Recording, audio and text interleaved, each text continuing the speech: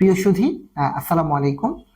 আপনাদের সবাইকে আমি আন্তরিক অভিনন্দন জানাচ্ছি যারা আমাদের সাথে আমাদের এই কন্টেন্টগুলো দেখছেন এবং আমাদেরকে কন্টিনিউয়াস উৎসাহ দিয়ে যাচ্ছেন। আপনাদের পক্ষ থেকেই আসলে আমি একটা রিকোয়েস্ট পেয়েছি এই পর্বটি করার জন্য। আসলে এটি আমার আসলে প্ল্যান ছিল আরো অনেক পরে গিয়ে এই ধরনের কিছু করার জন্য। যাই হোক, আপনাদের এই আশা আকাঙ্ক্ষাগুলো বা আপনাদের যদি কোনো পছন্দের কোনো টপিক থাকে আমাদের সাথে শেয়ার করতে পারেন। আমরা চেষ্টা করব যে আমাদের সামর্থ্যের মধ্যে যত দ্রুততার সাথে এই ধরনের একটা এপিসোড করা যায়। আমাদের একটা রিকোয়েস্ট ছিল যে এমপিএইচ যারা করছেন, অর্থাৎ মাস্টার্স ইন পাবলিক হেলথ যারা করছেন, তাদের আসলে প্রপোজাল বা থিসিস নিয়ে আসলে আমরা কিছু পর্ব করবো কিনা। তো আজকের পর্বে আমি দেখাবো যে এমপিএইচ ঢাকা মেডিকেল থেকে যারা আপনারা এমপিএইচ কমিউনিটি মেডিসিনে পড়াশোনা করছেন বা যারা করতে চান, তাদের প্রোটোকলের ফরম্যাটটি কি, এই নিয়ে আমরা আসলে কিছু কথা বলবো। আমরা এমপিএইচ কেন আপনি পড়বেন বা এমপিএইচ এ কারা কি উদ্দেশ্য নিয়ে এমপিএইচ এর ক্যারিয়ার প্রসপেক্ট নিয়ে, এ নিয়ে আমরা একটা সেপারেট পর্ব করব। আজকে আমরা আসলে আমাদের কথাগুলোকে সীমাবদ্ধ রাখবো শুধুমাত্র যে এমপিএইচ এর যে রিসার্চ প্রোটোকল লিখতে হয়, অর্থাৎ থিসিস প্রোটোকল লিখতে হয়, তার কিছু পরিচিতি এবং কিছু অ্যাসোসিয়েটেড কথা। সবার প্রথমেই মাথায় আসবে যে আমি আসলে এমপিএইচ এর যে প্রোটোকলটি লিখতে চাই তার টাইটেলটা আসলে কিভাবে খুঁজে পাবো। সো আমি আগেই বলেছি যারা এফসিপিএস, এমডি বা এমএস করছেন, তাদের থিসিসের টপিকগুলোর জন্য আপনারা বিসিপিএস একটা সাইট পেয়ে যাচ্ছেন, এমডিএমএস এর জন্য আপনারা লাইব্রেরি পেয়ে যাচ্ছেন। একই রকম ভাবে আপনারা যে ইনস্টিটিউটে এমপিএইচ করছেন দেখবেন সেখানেও একটা লাইব্রেরি আছে। সো সেখান থেকেও আপনি আসলে একটি প্রিভিয়াস বছরের কি ধরনের কাজ হয়েছে তার 5 বছরের তালিকাগুলো আপনি দেখে নিতে পারছেন। সো খুব সহজেই আপনি বিগত 5 বছরের কাজগুলোকে বাদ দিয়ে আপনি নতুন কোনো কাজ করার চেষ্টা করবেন। কিন্তু একটা জিনিস খেয়াল করবেন যে আপনি কাজ করছেন কিন্তু পাবলিক হেলথ নিয়ে, আপনার পড়াশোনা বা পোস্ট গ্রাজুয়েশনটা হচ্ছে পাবলিক হেলথ নিয়ে। তার মানে হচ্ছে আপনি চেষ্টা করবেন এমন কোনো টপিক সিলেকশন করার জন্য যেটি আসলে জনগুরুত্বপূর্ণ, যেটা মানুষের স্বাস্থ্যের সাথে মানুষের অন্যান্য হেলথ অ্যাসপেক্ট আছে, সরাসরি হয়তো হেলথ না কিন্তু আরো অন্যান্য অ্যাসপেক্ট নিয়ে কাজ করতেছে। কিন্তু আপনি ক্লিনিক্যাল টপিক নিয়েও আপনি কাজ করতে পারেন, কিন্তু সাধারণত পাবলিক হেলথে যারা গাইড হন তারা চেষ্টা করে এমন টপিক নিয়ে করার জন্য যেটি গণগুরুত্বপূর্ণ, যেটি প্রিভেন্টিভ সাইডে মানুষকে অ্যাওয়ারনেস করবে বা প্রিভেন্টিভ সাইডে কোনো একটা এভিডেন্স তৈরি করবে। সো টাইটেল সিলেকশন করার সময় আপনি অবশ্যই খেয়াল করবেন যে আপনার টপিকটি যেন ফোকাসড অন পাবলিক হেলথ হয়, রাদার দেন সেটা ক্লিনিক্যাল অ্যাসপেক্ট বা আদার দেন ক্লিনিক্যাল সাইড থেকে হয়। সো এই জিনিসটি একটু গুরুত্বপূর্ণ বা গুরুত্বের সাথে আপনি খেয়াল করার চেষ্টা করবেন। সো আপনি ধরে নিচ্ছি যে আপনি আপনার গাইডের সাথে আলাপ করে বা কো গাইডের সাথে আপনি আলাপ করে আপনি আপনার টাইটেলটি সিলেকশন করে ফেলেছেন। তাহলে এখন আপনার কাজ হচ্ছে একটি প্রপোজাল লেখা। তো প্রপোজাল লেখার আগে কোনো ইউনিভার্সিটিতে বা কোনো বিশ্ববিদ্যালয় অথবা কোনো সংশ্লিষ্ট ইনস্টিটিউটগুলোর নিয়ম অনুযায়ী আগে আপনাকে একটি প্রপোজাল প্রেজেন্টেশন করতে হয়, যেটি পাওয়ার পয়েন্টের মধ্যে তৈরি করে, সেখানে কিছু স্পেসিফিক পয়েন্ট থাকে।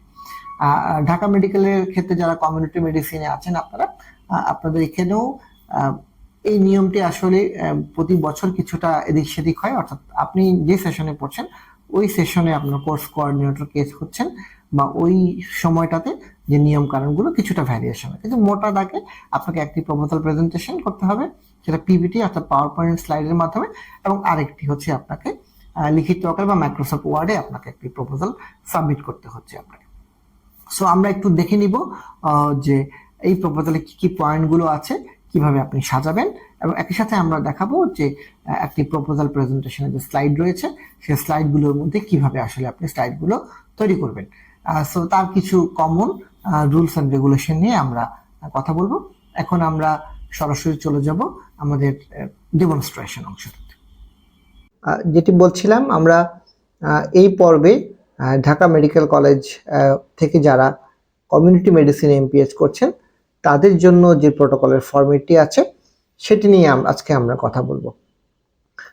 আপনারা অবশ্যই হয়তো জানেন যে বিভিন্ন ইনস্টিটিউটে, অর্থাৎ আপনি যদি বঙ্গবন্ধু শেখ মুজিব মেডিকেল ইউনিভার্সিটির এমপিএইচ কোর্সে থাকেন তার প্রোটোকলের ফরম্যাটের সাথে নিপসাম থেকে যারা এমবিএস করছেন তাদের প্রোটোকলের ফরম্যাটে কিছুটা ডিফারেন্স থাকবে। অ্যাজ এ হোল খুব তেমন কোনো ভ্যারিয়েশন নাই, কিন্তু ভিতরে কিছু সূক্ষ্ম পার্থক্য থাকে। সো আপনি যে ইনস্টিটিউটে আপনি পড়াশোনা করছেন আপনাকে অবশ্যই সেই ইনস্টিটিউটের ইনস্ট্রাকশন বা প্রোটোকলের টেমপ্লেট আপনাকে ফলো করতে হবে। আজকে আমরা শুধুমাত্র আমাদের আলোচনাটা সীমাবদ্ধ রাখবো ঢাকা মেডিকেল কলেজ থেকে যারা এমপিএস করছেন কমিউনিটি মেডিসিনে তাদের প্রোটোকলের ফরম্যাটটি। সো এখানে 4টি ফরম্যাট আপনারা দেখতে পাচ্ছেন, পার্ট 1, 2, 3, 4। এই 4টি পার্টকে নিয়ে আপনি চাইলে একটি ডকুমেন্টও তৈরি করতে পারেন। আমি আপনাদের বোঝার সুবিধার্থে এই 4টি পার্ট একটু আলাদা আলাদা করে দেখাচ্ছি, যেন আপনারা সহজেই এই কি থাকছে এই প্রোটোকলের মধ্যে সহজেই বুঝতে পারেন। প্রথমে আসি আমরা পার্ট 1।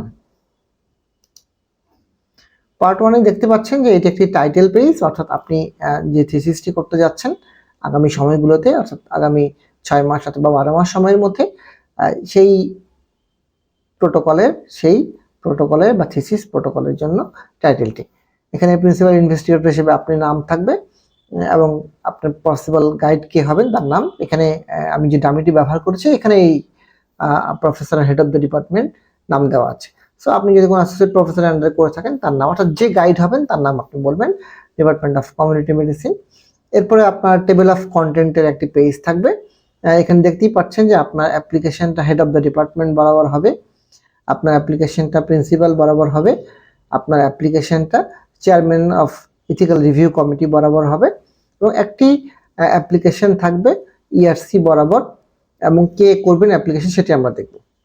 এবং আপনার থিসিস প্রোটোকলের পসিবল যে মেইন পয়েন্ট থাকবে সবগুলো এখানে থাকছে, এবং আপনার কি অ্যাবস্ট্রাক্ট অর্থাৎ কি অ্যাপেন্ডিক্স, এবং শেষে আপনি কি অ্যাপেন্ডিক্স যুক্ত করছেন আপনার এই প্রপোজালের সাথে সেটি আপনি উল্লেখ করছেন যে আমার এই 4টি পয়েন্ট থাকছে আমার প্রোটোকলে এবং তাদের পসিবল পেজ নাম্বারগুলো।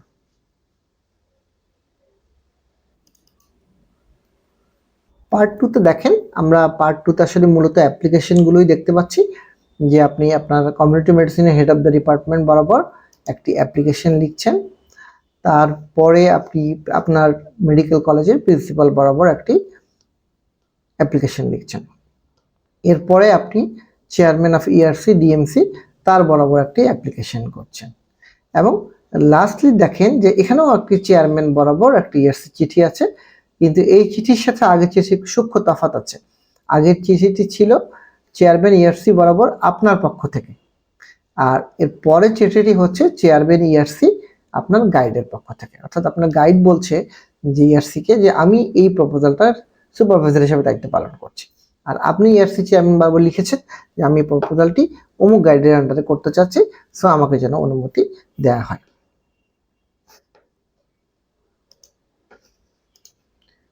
পার্ট 3,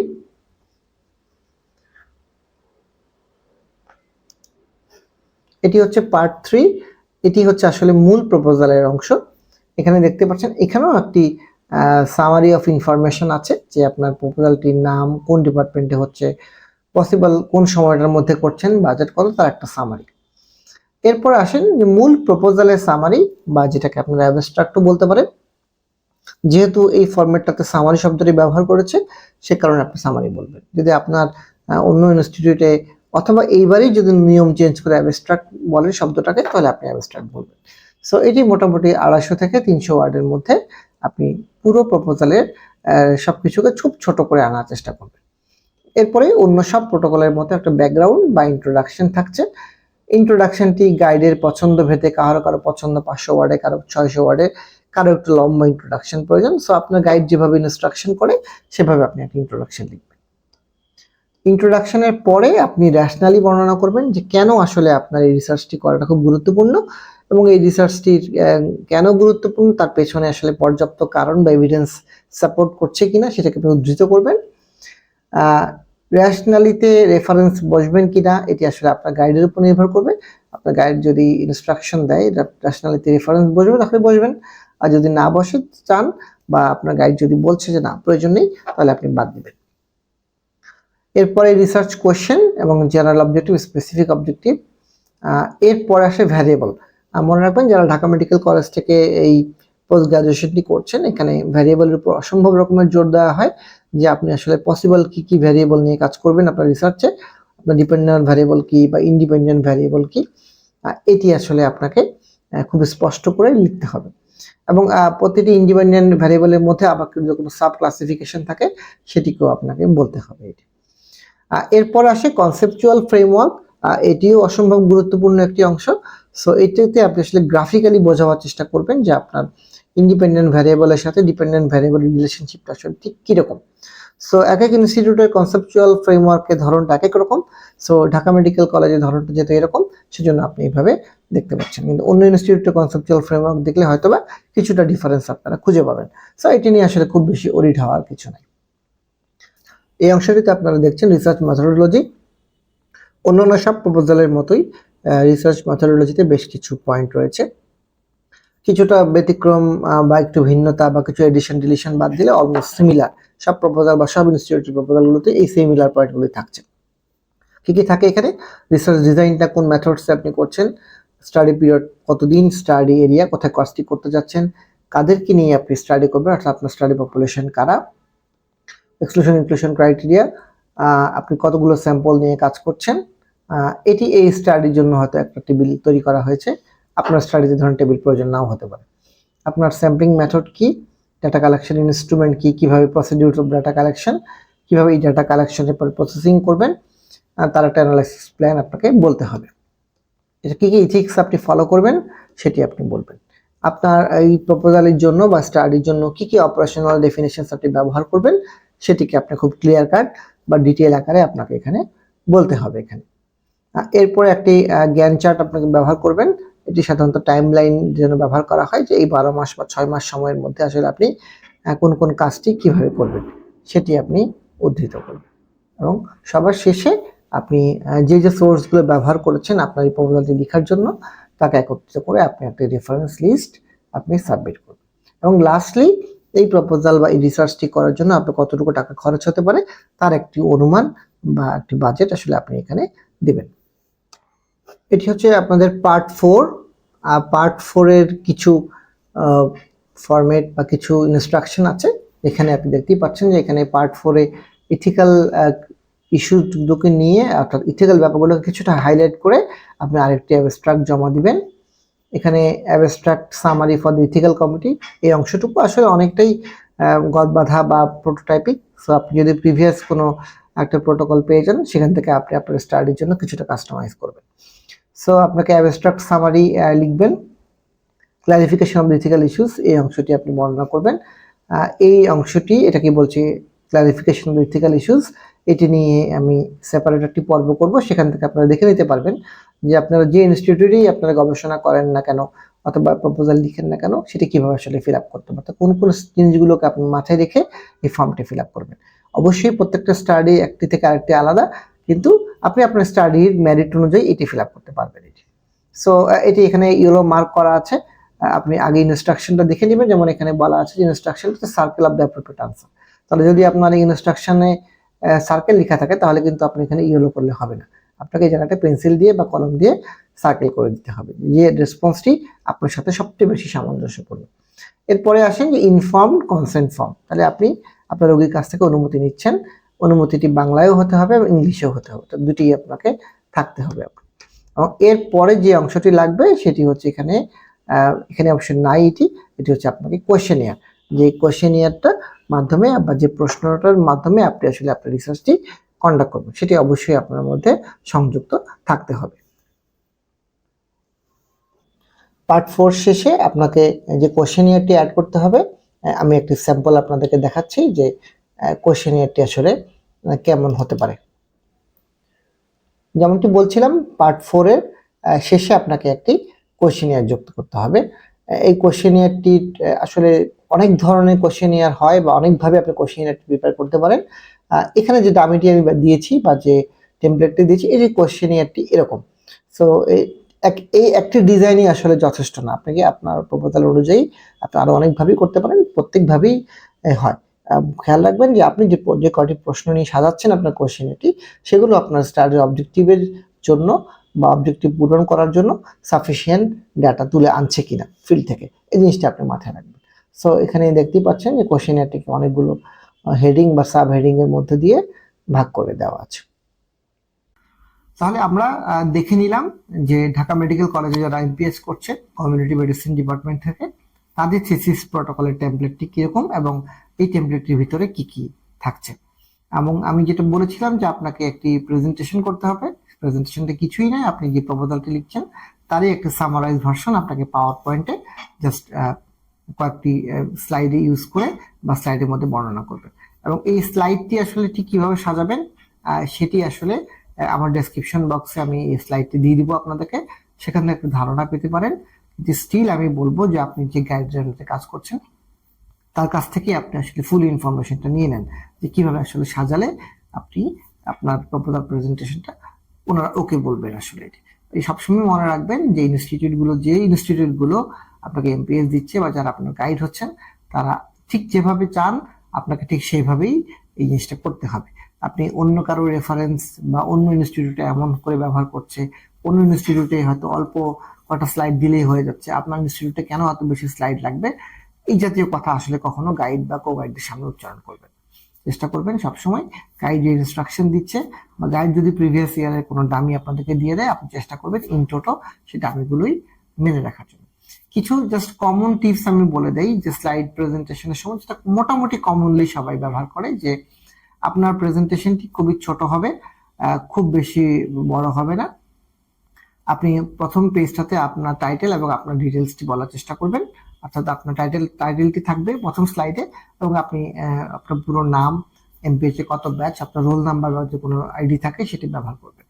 পরের পেজেই আপনি চলে যাবেন যে আপনি একটা ব্যাকগ্রাউন্ড বা ইন্ট্রোডাকশন আপনি দিবেন। পুরো প্রপোজাল ইন্ট্রোডাকশনটি দেওয়ার কিছু নেই, সেখান থেকে আপনি খুব সামারি করে 2 স্লাইডের মধ্যে ম্যাক্সিমাম আপনি ইন্ট্রোডাকশনটি বর্ণনা করবেন। এক স্লাইড ব্যবহার করবেন হচ্ছে আপনি ন্যাশনালিটি লেখার জন্য। বুঝতেই পারছেন ন্যাশনালিটি হয়তো আপনি মূল প্রপোজালে অনেক বড়, এখানে আপনি কি পয়েন্টে লেখার চেষ্টা করবেন। রিসার্চ কোশ্চেন একটা স্লাইড হবে, রিসার্চ অবজেক্টিভ অর্থাৎ জেনারেল অবজেক্টিভ, স্পেসিফিক অবজেক্টিভ একটা স্লাইড হবে। মেথডসের জন্য আপনি হাইস্ট 3টা স্লাইড ব্যবহার করতে পারেন। আমার সাজেশন হচ্ছে বেশি স্লাইড ব্যবহার না করা, কিন্তু আপনার গাইড যদি চায় আপনি ব্যবহার করতে পারেন। এবার টাইম লাইনের জন্য আপনি একটা স্লাইড ব্যবহার করবেন, পসিবল বাজেটের জন্য একটা স্লাইড ব্যবহার করতে পারেন এবং রেফারেন্সের জন্য একটা স্লাইড, এবং লাস্টে যদি আপনি কাউকে অ্যাকনলেজ করতে চান সেটি ব্যবহার করতে পারেন। তো এই স্লাইডগুলোর ক্ষেত্রে মনে রাখবেন যে আপনার স্লাইডের যে ফন্টটি আপনি ব্যবহার করবেন সেটি যেন যথেষ্ট পরিমাণ বড় হয়, যেন রুমের অর্থাৎ একটা ক্লাসরুমের শেষে বসেও যেন স্পষ্ট দেখতে পান। এই জন্য সাধারণত বলা হয়ে থাকে যে কোনো স্লাইড তৈরির সময় আপনি যে টাইটেলটি ব্যবহার করবেন, যে এটা ব্যাকগ্রাউন্ড, এই ব্যাকগ্রাউন্ড নিহতর নিচে ওই স্লাইডের ডেসক্রিপশন দেওয়া আছে, তাহলে ব্যাকগ্রাউন্ড শব্দটি আপনি অবশ্যই 34, 36 বা 38 ফন্ট ব্যবহার করবেন। মনে রাখবেন যেমন টাইম নিউ রোমান্স যে ফন্টটি এটি একটু ছোট রিলেটিভলি, কিন্তু আপনি যদি এরিয়াল ফন্ট ব্যবহার করেন বা তাহমা ফন্টটি ব্যবহার করেন তাহলে হয়তো এই ফন্টটি সচরাচর ন্যাচারালি বড় ফন্ট। সো দেখবেন যে আপনি যদি টাইম নিউ রোমান্স ফন্টটি ব্যবহার করেন তাহলে আপনি 34 বা 36 সাইজ ব্যবহার করতে পারেন বা করতে হবে আপনাকে, কিন্তু আপনি যদি তাহমা ব্যবহার করেন তাহলে হয়তো দেখা যাবে 32-এ আপনার ঠিক সিমিলার লুকিং চলে আসছে এটি। এবং সাবহেডিং গুলোর ক্ষেত্রে বলা হয় সাধারণত 28 অথবা 26 এই ফন্টটি আপনি ব্যবহার করতে হবে।